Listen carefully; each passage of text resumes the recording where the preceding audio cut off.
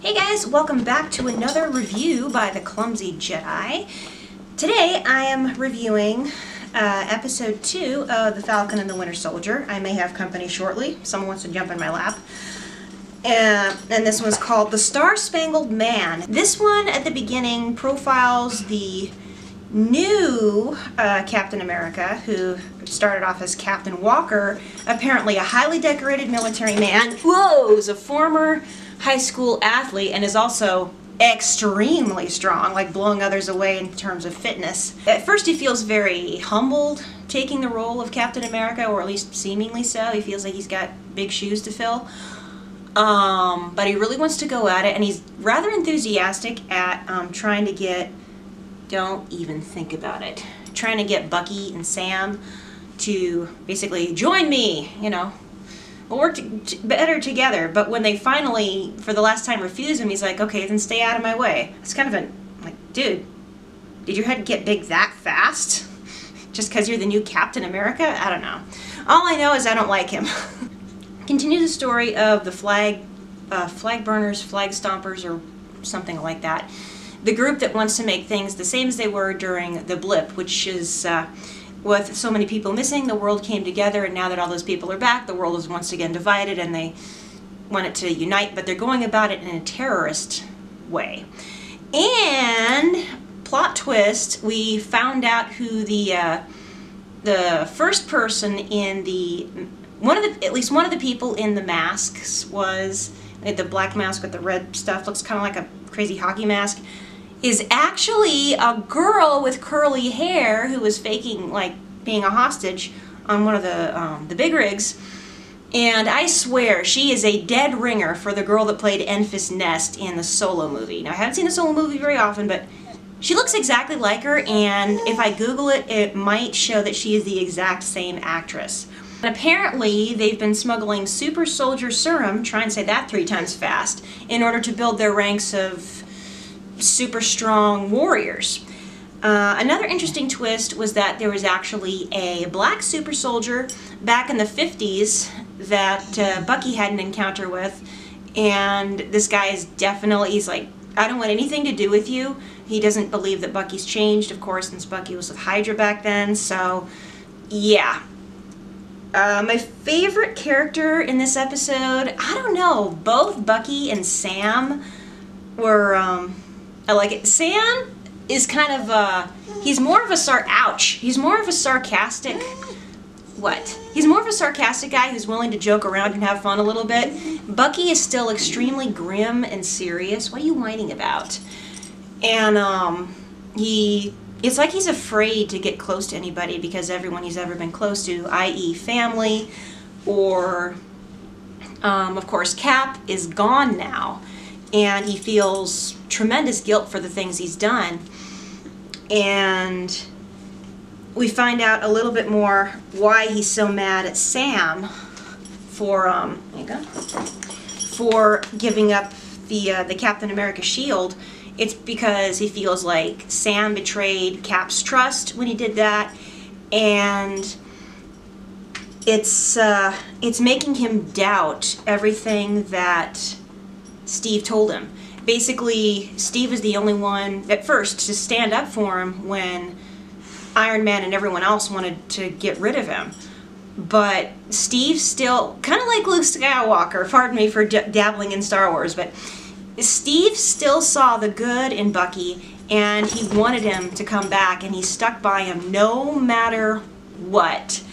And so with Steve gone, and now the shield gone, Bucky does not know who he can trust, if he can even trust himself. And interesting revelation there. He's got serious confidence issues, and honestly, after all he's been through, I don't really blame him. I see his character as very similar to what if Anakin had turned from the dark side and somehow, without as many of the bionics, reintegrated into society somehow and was, you know, pardoned. But what would life be like for someone who in a former life did so many horrible things? That's a very interesting character study. I'm very interested to see where they go from there with Bucky's character. Favorite one-liner in this? They're mentioning the big 3 cyborgs, aliens, and wizards, not necessarily in that order. And Bucky's very insistent. There's no such thing as wizards. He and Sam were kind of getting into it. And they were talking about wizards, and he's like, so what are we doing next? Are we fighting Gandalf? Apparently he read The Hobbit in the 30s when it first came out when he was a kid, so that was cool to find out. Like, yay! Lord of the Rings reference, that's always a win. My favorite sequence was definitely the fight on top of the big rigs. This was a little bit quieter. It delved a little bit more into characters and character development. And honestly, that truck fight was nail-biting. I really got into it. I was like, oh my gosh. It was just really, really good. Maybe I should start rating the action in this, but I don't know. It was very spur of the moment, the ratings on this. Speaking of which, let's get into those. Now, the ratings for the second episode of Falcon and Winter Soldier are as follows. Story gets an 8.5. I thought it was a little quieter. It dove a little bit more in depth to the characters, especially with the new characters. The new villain seems a little bit conflicted, you know, the young curly-haired girl with the freckles.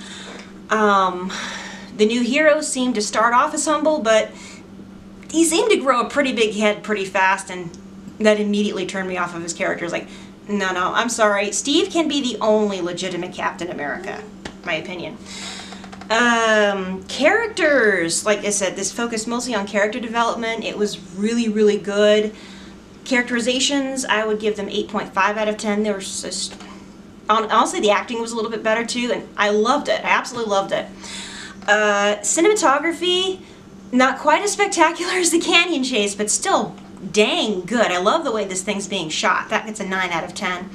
Finally, music, it's, like a Marvel movie. I was wondering what was up with when the chorus started singing that, ooh, it gave sort of a Hunt for Red October vibe, and I seriously thought when they showed the hallways of this one place, someone was just going to blow it up randomly as sort of a shock moment, but that didn't happen. But another 7 out of 10 for music. Bringing the average score of second episode of Winter Soldier to 8.25 out of 10. Slightly higher on the technical aspects.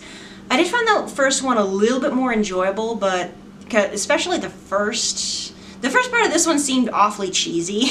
I could not, man, the whole Star Spangled Man with a Plan played by a high school band of all things. It was like, don't like. Anyway, that has been the Clumsy Jedi's review of the second episode of Falcon and Winter Soldier, Star Spangled Man. Again, I can't wait until next week to see where they go from here, where they're going to take these villains and heroes, and when that girl that was in the poster is going to show up. We're already 2 episodes in and she's nowhere to be found. And I think, if I remember correctly, she's like Peggy's niece or something like that, but I do not remember. I'm not someone who studies the Marvel Universe in depth. I just watch the movies and decide whether or not I enjoy them. So, I'll see everybody again next week, maybe before that, if I can think of something positive Star Wars to talk about. I know I'm losing subscribers right and left, but that's probably because, like, we're not getting what we want. There's no reactions on this channel. There's no Star Wars on this channel. You caught the Clumsy Jedi. I'm rage quitting. Alright, don't let the door hit you in the butt on the way out. Jeez. At any rate, I'll see you guys later, and until then, Clumsy Jedi signing off, and like I said, I don't know what, in my reaction video, I'm not sure how to sign off this way, because I sort of wanted to take on a Captain America thing, but the new Captain America is kind of a jerk. I'm saying it. So, yeah. See you guys next week with another review.